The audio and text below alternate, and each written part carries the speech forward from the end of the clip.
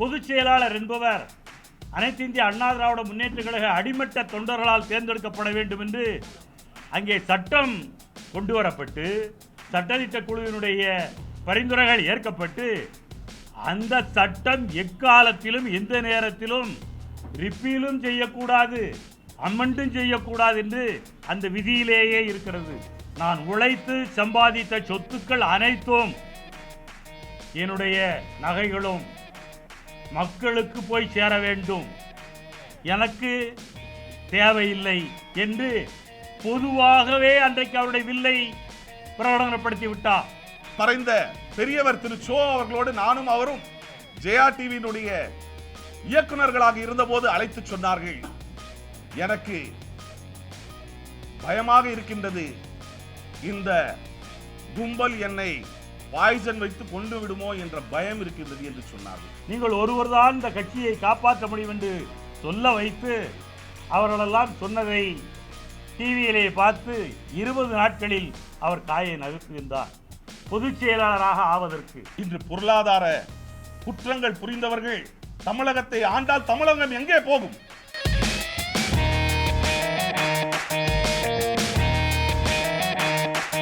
September மாதம் 22ஆம் தேதி இரவு நம்முடைய தமிழக முதலமைச்சர் புரட்சி தலைவி அம்மா அவர்கள் போயஸ் கார்டன் இல்லத்திலிருந்து மயக்கமுற்ற நிலையில், மூச்சு திணறல் உள்ள நிலையில், உடலில் தண்ணீர் இல்லாமல் டீஹைட்ரேஷன் இருந்த நிலையில் நினைவிழந்தவராக அப்பல்லோ ஆஸ்பத்திரிக்கு எடுத்துச் செல்லப்பட்டிருக்கின்றார்கள் என்ற செய்தியை கேட்டேன். ஆஸ்பத்திரிக்கு சென்ற பிறகு ஆஸ்பத்திரிக்கு போயஸ் கார்டனில் இருந்து எடுத்துச் செல்லும் பொழுது அன்று இரவு என்ன நடந்திருக்கும், என்ன நிகழ்வுகள் உள்ளன என்பதை நான் யோசித்தேன். She was brought unconscious with breathlessness, dehydration. இதுதான் முதல் தகவல். அடுத்த நாள் காலை பத்திரிகையில் பார்க்கும் பொழுது புரட்சி தலைவி அம்மா அவர்களுக்கு வீட்டில் மன அழுத்தம் இருந்ததாகவும், வீட்டில் வாக்குவாதத்தில் உள்ளே இருந்தவர்களோடு நடந்ததாகவும்,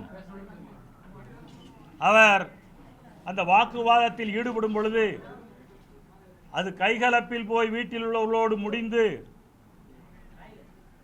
அவர் கீழே தள்ளிவிடப்பட்டு கீழே விழுந்து என்னை தூக்குங்கள் என்று கூட அவர் கேட்ட பொழுது யாருமே தூக்க முன்வரவில்லை என்ற செய்தியையும் அடுத்த நாள் காலை பத்திரிகையில் பார்த்தேன். புரட்சி தலைவி அம்மா அவர்களால் 2012இல் கட்சி விரோத நடவடிக்கைக்காக தன்னை ஆட்சி பீடத்திலிருந்து இறக்குவதற்கு அவர்கள் திட்டம் போட்டார்கள் என்று அவர்கள் நீக்கியவர்களெல்லாம் அங்கே ராஜாஜி ஹாலில் உங்களுக்கெல்லாம் தெரியும், அவர்களை சுற்றி அங்கே நின்று கொண்டார்கள். இதை பார்த்தேன். புரட்சி தலைவி அம்மா அவருடைய வழக்கில் தீர்ப்பு வருவதற்கு முன்பும் வரும் பொழுதும் இவர்கள்தான் திட்டம் போட்டு முதலமைச்சராக நீ ஆகலாம், நான் ஆகலாம் என்று அவர்கள் விவாதிப்பது, இந்த செய்தி உளவுத்துறை மூலமாக அம்மாவுக்கு போய் அவர்களையெல்லாம் கட்சியிலிருந்து திருமதி சசிகலா நடராஜன் உட்பட எல்லோரையும் நீக்குகின்றார். நீக்கப்பட்டு 2-3 மாதம் ஆன பிறகு திருமதி சசிகலா நடராஜன் புரட்சி தலைவி அம்மா அவர்களுக்கு ஒரு மன்னிப்பு கடிதம் கொடுக்கின்றார். எங்களுடைய சொந்தக்காரர்கள் எல்லாம் திட்டம் போட்டு உங்களை முதலமைச்சர் பதவியிலிருந்து இறக்க வேண்டும் என்று they have done this treacherous act. அவர்களுக்கும் எனக்கும் சம்பந்தம் இல்லை, நான் அவர்களோடு இனிமேல் தொடர்பு வைக்க மாட்டேன் என்று அவர் சொல்லி அவர் சாதாரண உறுப்பினராக அனுமதிக்கப்படுகின்றார்.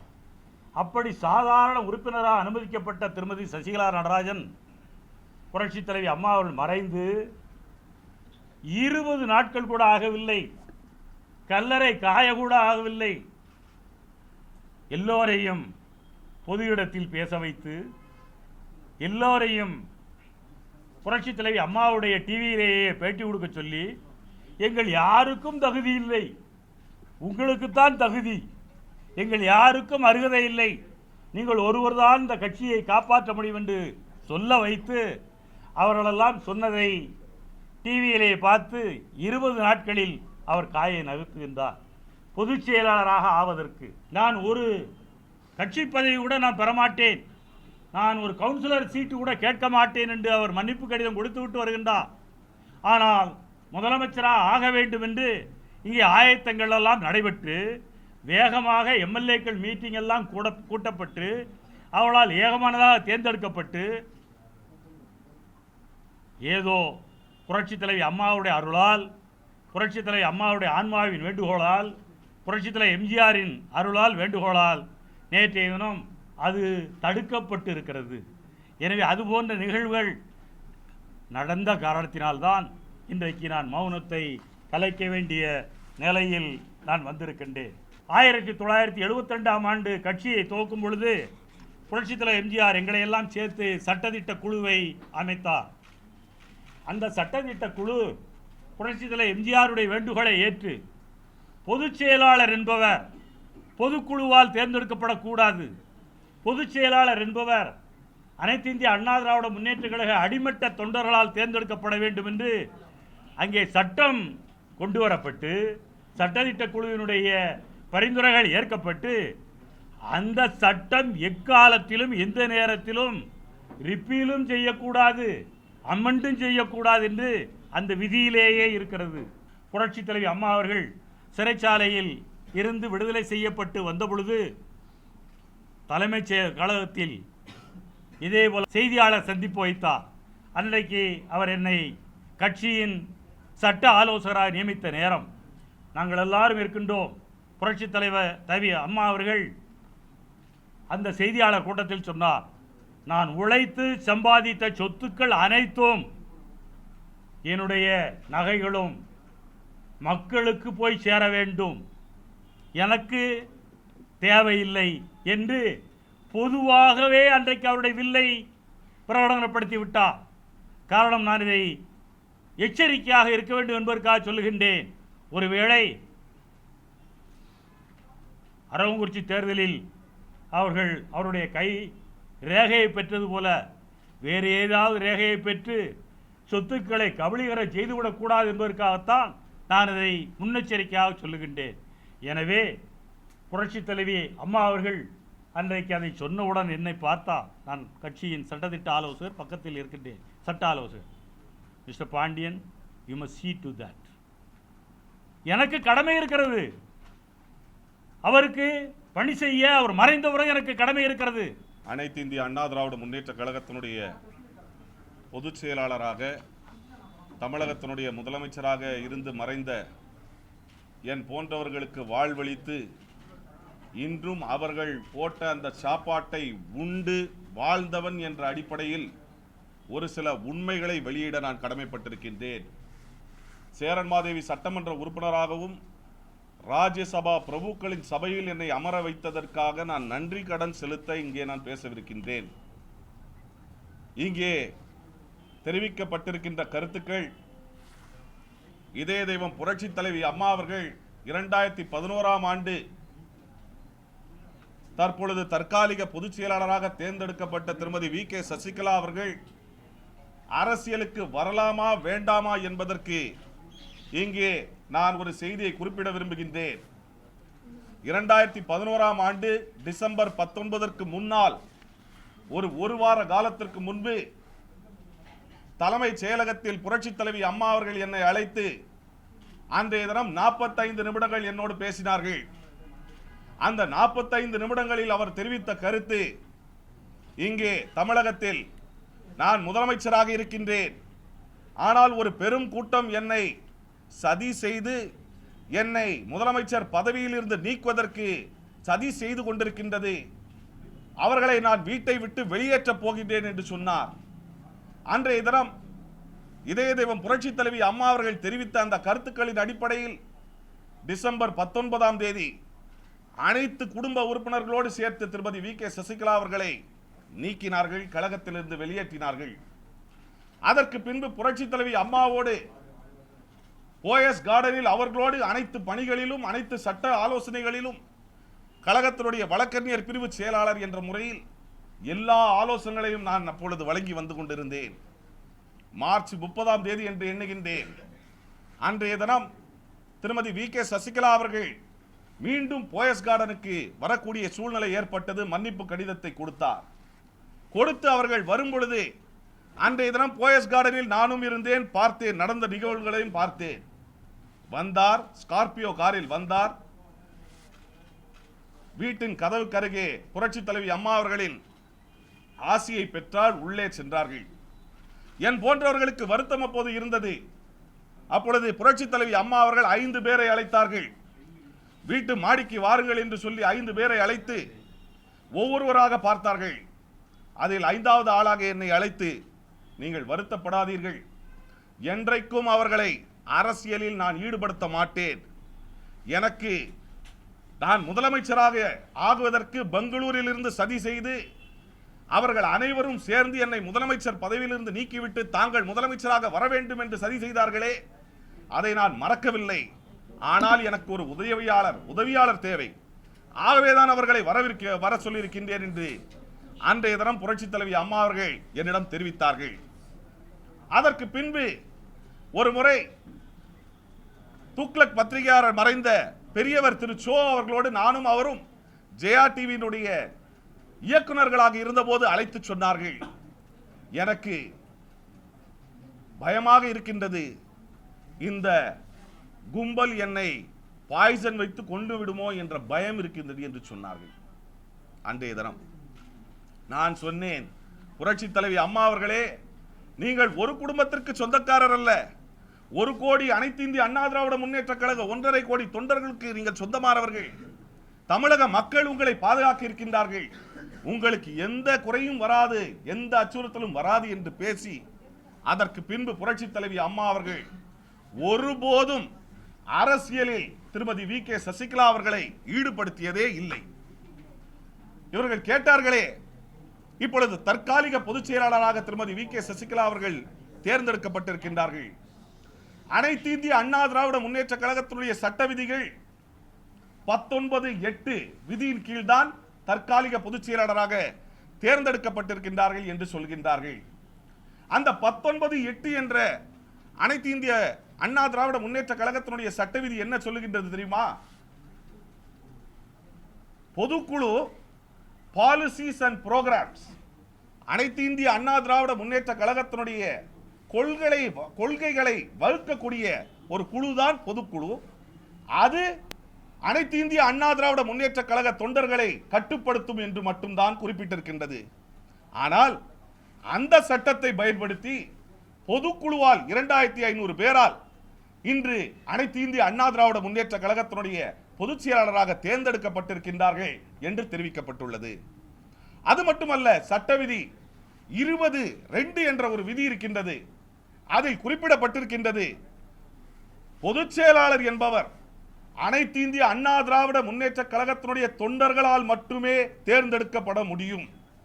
அனைத்து இந்திய அண்ணா திராவிட முன்னேற்ற கழக சட்ட விதிகளில் தற்காலிக பொதுச் செயலாளரை நியமிக்கக்கூடிய, அவர்களை தேர்ந்தெடுக்கக்கூடிய, நியமிக்கக்கூடிய எந்த அதிகாரமும் இதுவரை வழங்கப்படவில்லை என்பதை நான் தெரிவிக்க கடமைப்பட்டிருக்கின்றேன். அது மட்டுமல்ல, சட்ட விதிகளின்படி 20(5) என்ற ஒரு விதி இருக்கின்றது. அதில் ஒரு பொதுச் செயலாளர் பதவி காலியாக இருந்தால், இதற்கு முன்னால் இருந்த பொதுச் செயலாளர் யாரை நியமித்தாரோ அவர்கள் நியமனம் புதிதாக இருக்கின்ற பொதுச் செயலாளர் தேர்ந்தெடுக்கப்படும் வரை அது தொடரும் என்பதுதான் அந்த சட்ட விதி. இப்படி தற்காலிக பொதுச் செயலாளராக தேர்ந்தெடுக்கப்பட்ட திருமதி வி கே சசிகலா அவர்களை இன்று தமிழகத்தினுடைய முதலமைச்சராக தேர்ந்தெடுக்கக்கூடிய இந்த சூழ்நிலையில் அவர்களுக்கு அனைத்து இந்திய அண்ணா திராவிட முன்னேற்ற கழக 1.5 கோடி தொண்டர்களுடைய ஏகோபித்த ஆதரவு இல்லை என்பதை அது காட்டுகின்றது. காரணம், 2500 பேர் மட்டும்தான் அதற்கு வாக்களித்திருக்கின்றார்கள். அது மட்டுமல்ல, புரட்சி தலைவி அம்மாவினுடைய எண்ணம் ஒருபோதும் இவர்களை ஒரு கவுன்சிலராக கூட ஆக்கியது கிடையாது.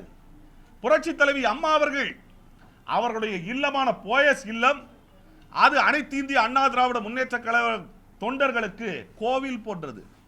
அந்த கோவிலை ஒரு மெமோரியலாக மாற்ற வேண்டும் என்பதுதான் அனைத்து இந்திய அண்ணா திராவிட முன்னேற்ற கழக தொண்டர்களுடைய எண்ணம். புரட்சி தலைவி அம்மாவினுடைய அந்த இல்லம், போயஸ் தோட்ட இல்லம், அதில் அவர்கள் பயன்படுத்திய கார், அவர்கள் பெற்ற பரிசு பொருட்கள், அவர்கள் பெற்ற விருதுகள், இவை அனைத்தும் போயஸ் கார்டனில் புரட்சி தலைவி அம்மாவின் நினைவாக எப்படி புரட்சி தலைவர் அமரர் எம்ஜிஆர் அவர்களுக்கு ஆர்காட் சாலையில் உள்ள நினைவகம் அமைந்திருக்கின்றதோ அதே போன்று புரட்சி தலைவி அம்மா அவர்களுக்கு தமிழக மக்கள், அதிமுக தொண்டர்கள் அனைவரும் சென்று அவர்களை வணங்குவதற்கு அது ஒரு மெமோரியலாக ஆக வேண்டும் என்பதுதான் என் போன்ற வழக்கறிஞர்கள் என்னை 9 ஆண்டு காலம் கழகத்தினுடைய வழக்கறிஞர் பிரிவு செயலாளராக, சட்ட திட்டங்களை வகுக்கக்கூடிய செயலாளராக, எம்எல்ஏ எம்பியாக ஆக்கிய புரட்சி தலைவி அம்மா அவர்களுக்கு இதைவிட செய்யக்கூடிய நன்றி கடன் என்னவாக இருக்கும் என்று சிந்தித்துதான் இன்றைய தினம் உங்களை நாங்கள் சந்தித்துக் கொண்டிருக்கின்றோம். அது மட்டுமல்ல, இன்றைய தினம் தமிழகத்துடைய முதலமைச்சராக வரப்போகின்றார்கள். ஏன் 25 நாட்களில் பொதுச் செயலாளர், 60 நாட்களில் முதலமைச்சர், இப்படிப்பட்ட எண்ணங்கள் ஒருவருக்கு இருக்கின்றது என்று சொன்னால் அவர்கள் புரட்சி தலைவி அம்மா அவர்களோடு எப்படி அன்பாக இருந்திருக்க முடியும்? எப்படி எதிர்பார்ப்பு இல்லாமல் இருந்திருக்க முடியும்? எப்படி அவர்களோடு இருக்கின்ற போது இந்த பதவியின் மீது ஆசை இல்லாதவர்களாக இருக்க முடியும்? சிந்தித்து பார்க்க வேண்டும் என்று கேட்டுக்கொள்கின்றேன். அது மட்டுமல்ல, அப்படி ஒருவர் முதலமைச்சராக தேர்ந்தெடுக்கப்பட வேண்டும் என்று சொன்னால் 33 ஆண்டுகள் இவர்கள் இருக்கின்றார் என்று சொல்கின்றார்களே, 50 ஆண்டுகள் புரட்சி தலைவி அம்மாவினுடைய இல்லத்தில் அவர்களுக்கு பாதுகாவலராக, தாயாக, எல்லாமுமாக இருப்பவர் அங்கே இருக்கின்ற திருமதி ராஜம் அவர்கள்.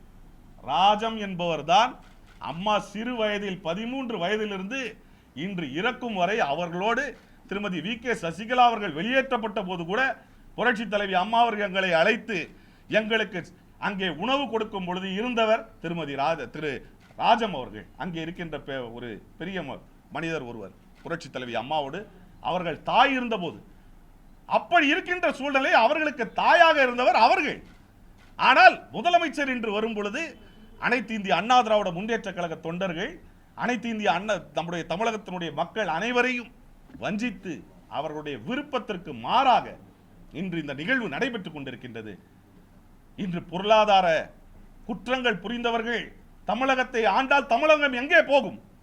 பொருளாதார குற்றங்கள், ஊழல் தடுப்பு சட்டத்தின் கீழ் இன்று குற்றச்சாட்டுகளை எதிர்கொள்பவர்கள் எல்லாம் இன்று தமிழகத்தினுடைய முதலமைச்சராக ஆனால் அது எங்கே நம்முடைய நாட்டை கொண்டு போகும்? நாட்டு மக்களுக்கு இது ஒரு எச்சரிக்கையாக இருக்க வேண்டும். நாமும் எச்சரிக்கையாக இருக்க வேண்டும். ஒருபோதும் இதை அனுமதிக்க கூடாது. தற்காலிக பொதுச் செயலாளர் தமிழகத்தினுடைய முதலமைச்சராக ஆக முடியுமா? அது ஏகோபத்திய அந்த ஆதரவு பெற்ற முதலமைச்சரா என்பதுதான் எங்களுடைய கேள்வி.